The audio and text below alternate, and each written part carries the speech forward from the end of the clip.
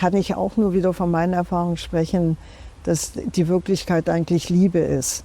Aber das erfahre ich in Momenten und dann muss ich wieder mit meinen ganzen auch schrecklichen Mustern kämpfen, wo ich ungeduldig bin, wo ich Präferenzen setze, wo ich mich selbst hasse und alle diese lieblosen Muster. Und die eben so Stück und Stückchen umzuwandeln, zu transzendieren, sich anzuschauen, mitzunehmen, auch erstmal alles zu akzeptieren, was man da hat. Und das ist ein langer, dorniger Weg. Auf jeden Fall. Willkommen bei Art Unscripted. Ich bin Oskar und heute treffe ich mich mit Gisela Getty. Wir sprechen über ihre aktuelle Ausstellung in Berlin, den Tod, Spiritualität und warum die Wahrheit eigentlich Liebe ist. Du hast ja die Ausstellung unter anderem beschrieben als die letzte Revolution der Schwestern. Und für mich muss ich sagen, ich bin in die Ausstellung erstmals reingekommen und ich war überwältigt, um wirklich nicht zu sagen, auch ein bisschen verängstigt. Also das war echt so die erste Reaktion von mir persönlich. Diese direkte Konfrontation mit dem Thema Tod habe ich so in noch keiner Ausstellung erlebt und das hat mich schon sehr berührt, muss ich sagen. Jetzt wäre meine erste Frage, den Umgang mit dem Sterben. Siehst du den tatsächlich auch als kleine politische Aufgabe, wo du sagst, du willst da so ein gesellschaftliches Umdenken auch reingeben und das mitgeben auf der Ausstellung? Ja, natürlich denke ich, es gibt ja auch schon aus den 68er Jahren den Satz, das Private ist politisch. Das habe ich früher nicht richtig verstanden. Aber jetzt sehe ich das eben auch, also wenn man dieses Private, wo auch eben auch die schrecklichen Sachen passieren, die man nicht zeigt, oder auch die schönen Sachen oder das Unsagbare, und das öffentlich zu machen, das kreiert natürlich eine bestimmte Welle. Das ist der Satz,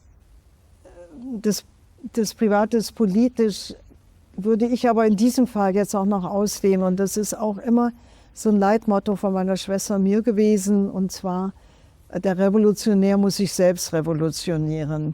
Und den Satz, den du eben anzitiert hast, das hat der Kurator geschrieben. Und wir hatten auch sehr viele Diskussionen. Und das ist eben dieser Satz, der für mich sehr politisch ist. Der Revolutionär muss sich selbst revolutionieren, weil wenn wir nach außen kämpfen, also in die Projektion gehen, dann kreieren wir durch den Kampf genau dasselbe, was wir eigentlich bekämpfen wollen. Und wenn wir erstmal sehen, dass die ganze Gewalt, die wir außen sehen, selbst in uns ist und Verantwortung dafür zu übernehmen und sagen, das werde ich jetzt verändern. Da könnte man auch sagen, deine Veränderung, das machst du rein privat, aber das ist sehr politisch, weil man durch die Selbstveränderung auch einen Effekt auf die Welt hat. Und wenn sich jeder auch verändern würde, wäre die Welt verändert. Und das geht aber nicht auf alle, weil wir alle unterschiedliche Entwicklungen haben. Aber man muss trotzdem damit anfangen, auch wenn man denkt, ich scheitere damit. Aber wie in der Meditation, was wir auch als westlichen Leute nicht kennen, ich aber die Meditation auch ebenso wichtig finde. Und die Bilder sind ja auch sehr meditativ oder zeigen auch meine Schwester in diesem meditativen Sterbensprozess.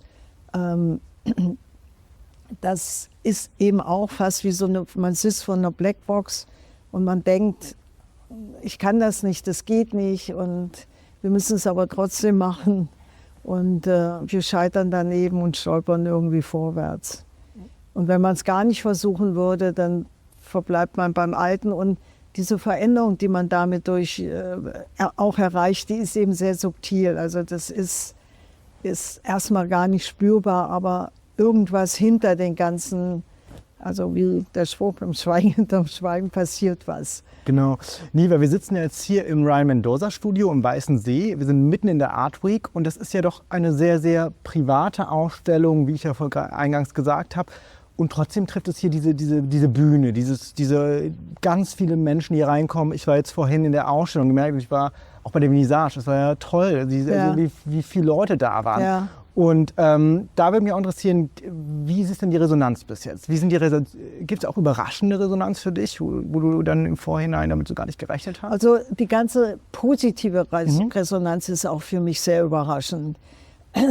Also ich habe auch das Gefühl, ich habe irgendwie einen Nerv damit getroffen, weil die mediale Reaktion darauf. Also ich bin im Spiegel, in Fokus, in Brisant, in den Zeitungen und auch die Menschen, die hierher kommen. Und auch schon der erste Push für mich war schon, dass eben die Berlin Art Week Jury für mich, wie ich dann auch gehört habe, einstimmig Ding. Und da habe ich schon gedacht, das finde ich überraschend, hat sich was geändert, weil wir haben, meine Schwester und ich lebte da noch, wir haben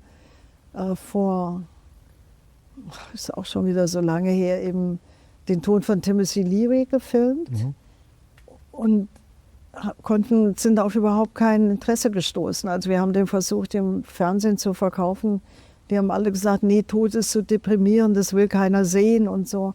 Und da hat sich irgendwie schon so vom Zeitgeist ein bisschen was geändert und das auch die Reaktion von den Leuten. Also es sind auch hier Leute, die sich auch trauen zu weinen und ich habe unglaublich schöne Begegnungen und Gespräche und so, die ja auch das Wichtige für mich sind. Und einfach unglaublich. Also ich muss sagen, bis jetzt ohne Abstrich 100%. Also es ist nicht eine einzige Person gekommen. Also ist ja furchtbar, sowas kann man nicht machen und so, sondern die kommen und sagen, ich habe es mir so schrecklich vorgestellt und plötzlich ist es so schön. Es sind natürlich auch Bilder dabei, die schwierig sind, das ist klar. Und ich weiß, dass ich auch damit dieses Tabu ankratze. Und du hast ja auch selber gesagt, manches ist, und ich glaube eben auch für junge Leute, aber es ist erstaunlich, wie viele junge Leute auch kommen. Und viele Leute haben mir gesagt, endlich traut sich mal jemand. Und die haben auch gesagt, sowas haben wir noch nie gesehen. Ich habe die Bilder ja auch extra nicht in den Rahmen gesetzt und ich deklariere die auch nicht als Kunst, sondern obwohl sie natürlich mit einem bestimmten ästhetischen oder mit meinem fotografischen Blick auch gemacht worden sind. Aber ich halte es eben für eine Einladung, einen Dialog zu beginnen oder an dieses Tabu zu kratzen und sich auch mal überlegen, warum ist der Tod in unserer Gesellschaft so verdrängt? Warum schieben wir das ab in die Krankenhäuser, können es kaum ertragen, wollen nicht drüber sprechen? Es ist eigentlich irre, wir alle müssen sterben. Und es betrifft jeden eigentlich. Ja, jeden und wir wollen da einfach nichts von wissen. Und ich glaube eben, das liegt daran, dass wir in unserer Gesellschaft eben in dieser sehr materialistischen Gesellschaft den Tod einfach mit dem Ende, mit dem Schrecken oder ein Ende mit Schrecken oder ich freue mich, aber danach ist alles vorbei und so. Wir haben keinen geistigen Zugang dazu. Und es wird eher weggedrückt, also man will da gar nicht hinschauen. Es ist wirklich ein Tabu. Absolut.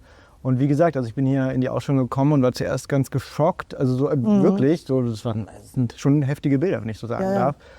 Aber dann, ohne jetzt voyeuristisch zu klingen, hat es auch was sehr Ästhetisches, was Ruhiges, was Friedliches. Und diese Ruhe dann zu entdecken in diesen doch anfangs sehr erschreckenden Bildern, das fand ich doch ein spannender Transformationsprozess. Also selbst in meiner kurzen Zeit, als ich hier war, der dann bei mir stattgefunden ist.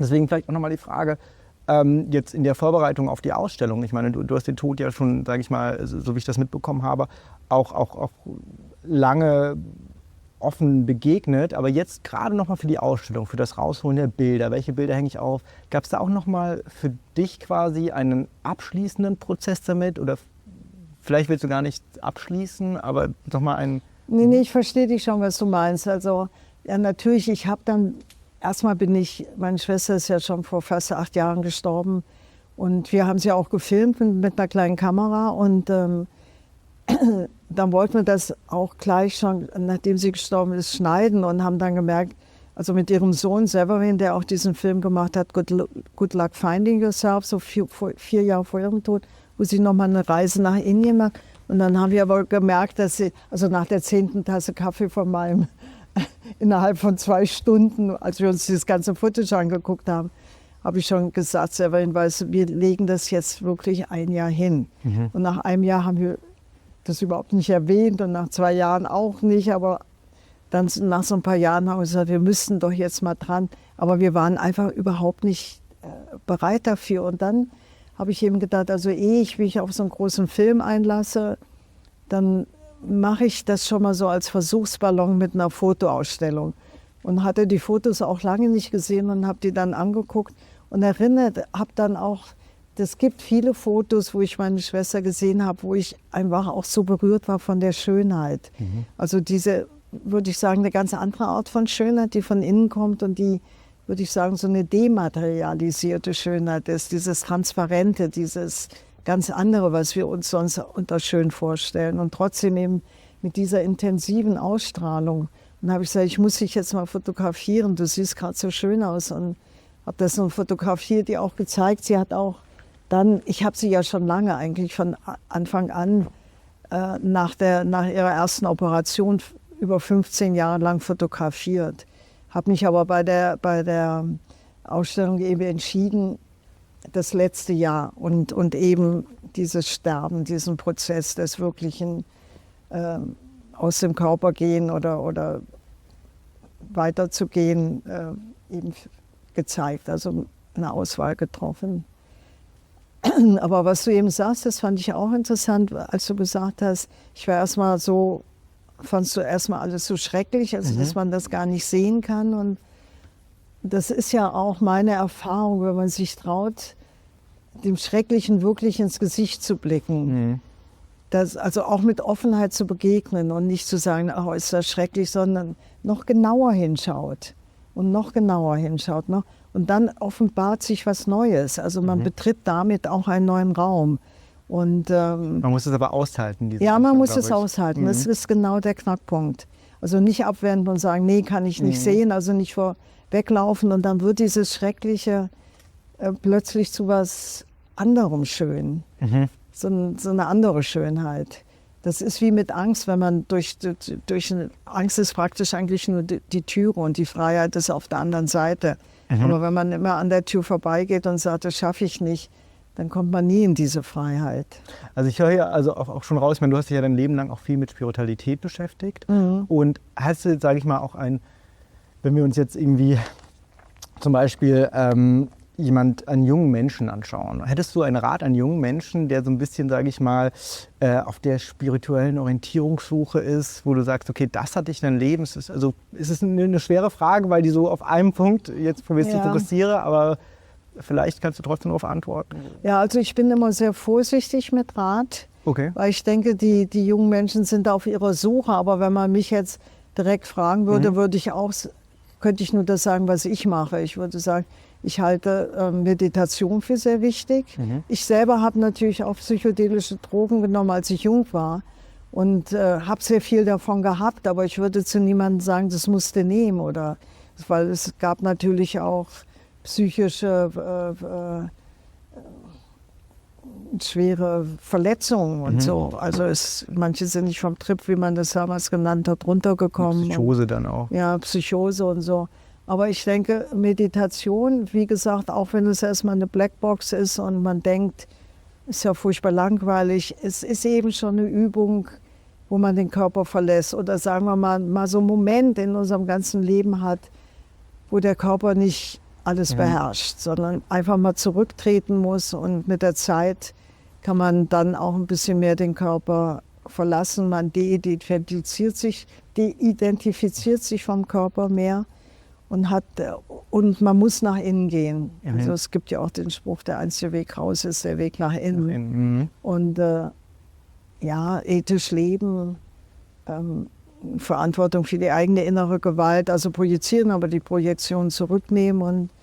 Und es ist auch immer eine Frage der Berufung, wenn man irgendwie weiß, ich will noch was verändern und ich habe noch was anderes und ich sehe mich. Da machen sich meistens auch die jungen Leute einfach auf den Weg und finden was raus, fangen an, Bücher zu lesen und gehen zu irgendwelchen Leuten, die was wissen. Und wie gesagt, ich würde auch immer sagen, versucht 10 Minuten am Morgen anzufangen zu meditieren und über sich selbst zu beobachten, Verantwortung für sich selbst zu übernehmen und friedlich sein. Den Menschen und dir selber auch, Frieden mit dir, also freundlich. Der freundliche Umgang mit Mitmenschen, aber auch mit sich selber. Ja. Also lieben können wir alle noch nicht und das ist ein großer Anspruch. Aber wir können schon mal anfangen, freundlich zu sein. Ja, das Lieben ist eine schwierige Sache. Ja, ja.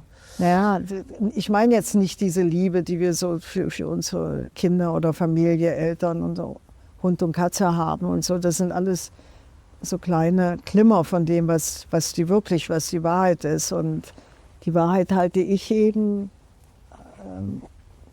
dass wir eigentlich, das kann ich auch nur wieder von meinen Erfahrungen sprechen, dass die Wirklichkeit eigentlich Liebe ist. Aber das erfahre ich in Momenten und dann muss ich wieder mit meinen ganzen auch schrecklichen Mustern kämpfen, wo ich ungeduldig bin, wo ich Präferenzen setze, wo ich mich selbst hasse und alle diese lieblosen Muster. Und die eben so Stück und Stückchen umzuwandeln, zu transzendieren, sich anzuschauen, mitzunehmen, auch erstmal alles zu akzeptieren, was man da hat. Und das ist ein langer, dorniger Weg. Auf jeden Fall. Vielen Dank für diesen Rat dann oder diesen Tipp. Um jetzt nochmal zurück auf dieses Thema Tod zu kommen, du hast ja auch international gelebt. Also du warst ja, von LA, New York, Berlin, also du warst ja echt überall unterwegs. Gibt es da auch einen internationalen Unterschied im Umgang mit dem Tod? Also ich kann mir jetzt auch vorstellen, deine Reisen nach Indien, dass da auch ja, nicht ganz in Indien natürlich, ganz klar. Aber westliche Welt jetzt? Westliche Welt ist eben auch das Problem, dass wir keinen spirituellen Zugang zum Tod haben. Also er ist sehr materialistisch. Unsere ganze westliche Welt ist ja materialistisch. Wir können uns ja kaum vorstellen, dass es noch irgendwas anderes als Materie gibt. Und auch als unsere Glücksvorstellung ist viel haben und wir sind der Körper. Und der Mystizismus und der Zugang zu sich selbst im Christentum ist ja schon 300 Jahre nach Christus verboten worden. Die Heiligen sind aufs Schafott gekommen und man konnte ja nicht wirklich nach innen gehen, sondern immer die Projektion auf Jesus, der zwar schon vor Tausenden von Jahren gestorben ist, aber er erlöst uns noch immer. Und das ist eben für mich nie ein Weg gewesen, also keine Möglichkeit. Obwohl da auch sehr schöne Sachen, also was Jesus selber sagt, also geschichtlich gesehen oder sagen wir mal, es ist im höchsten Fall inspirierend, aber es ist kein Weg. Also es ist kein praktischer Weg für einen selbst und eben Jesus in sich selbst zu finden, wenn man in dieser christlichen Sprache reden möchte. Das wäre ein Weg dann für dich? Nee, ich denke, das geht über Meditation und einen lebendigen Meister. Und nicht jemanden, der schon tot ist, den man nicht fragen kann und wo man das auch nicht sieht. Und ich habe auch keinen lebendigen Meister, aber ich hatte immerhin das Glück, dass Rainer von einem Meister initiiert ist und wir eben sehr ernsthaft auch noch mit 2 anderen Frauen sehr ernsthaft an unserem, und Jutta eben auch schon einen sehr guten Hintergrund hatte, eben auch schon über 50 Jahre daran an uns selbst arbeiten. Und das ist auch immer so mein Hauptding und so Bücher und Ausstellungen und so, die werden so am Wegesrand, fallen die dann ab und deuten nur darauf hin, was dahinter noch ist. Also bei dem zum Beispiel, dass wir auf den Tod geistig angehen sollten, mit was immer man dann eben auch als Mensch für sich findet, aber zumindest einen anderen Ansatz als diesen materiellen, der Körper ist weg, ich bin weg, das ist nun mal so, der Tod gehört zum Leben und wir sagen eben, der Tod ist das Leben. Ja. Nochmal, du hattest ja auch gerade noch gesagt, dass du deine Werke, die du auch hier ausgestellt hast, nicht unbedingt per se als Kunst bezeichnen würdest. Das fand ich einen spannenden Aspekt. Würdest du denn trotzdem sagen, oder was sollten mehr Menschen in der Kunst wirklich verstehen? Also gibt es da einen Punkt, wo du sagst, irgendwie bei vielen Leuten, also ich kann mir vorstellen, dass es wahrscheinlich jetzt um Materialismus auch geht, aber wo du sagst, okay, dass viele Leute am Punkt vorbeigehen. Also was? Ne, ich meine, Kunst ist so ein unglaublich dehnbarer Begriff. Also man sieht natürlich, und das meine ich überhaupt nicht abwertend, überhaupt nicht, weil ich sehe das auch gerne teilweise. Aber Kunst ist auch viel Dekoration, also kann man sagen, oder man hängt sich hin, um sich gut zu fühlen. Es entspricht einem, es resoniert mit einem, es ist schön oder es ist trendy, also oder es ist und der Anspruch ist eben nicht in dem Sinn, dass ich jetzt mich aufmache, um Kunst zu schaffen, sondern dass ich eine Erfahrung, die ich erlebt habe, aber natürlich übersetzt durch mein ästhetisches Empfinden. Ich habe auch Kunst studiert. Eben Leute eher zu dieser Konfrontation mit diesen wie du ja auch sagst, anfänglich erschreckenden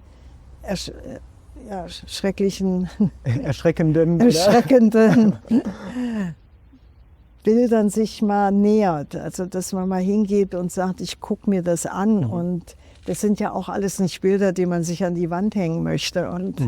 Sondern sie haben aber natürlich einen ästhetischen Ausdruck und sind auch sorgfältig ausgesucht. Und auch schon mit meinem Blick, mit einem bestimmten Blick, hat man ja immer so oder so, kann man gar nicht vermeiden, eben aufgenommen. Aber ich wollte sie nicht als Kunst deklarieren, weil sie auch einfach nochmal was anderes sind.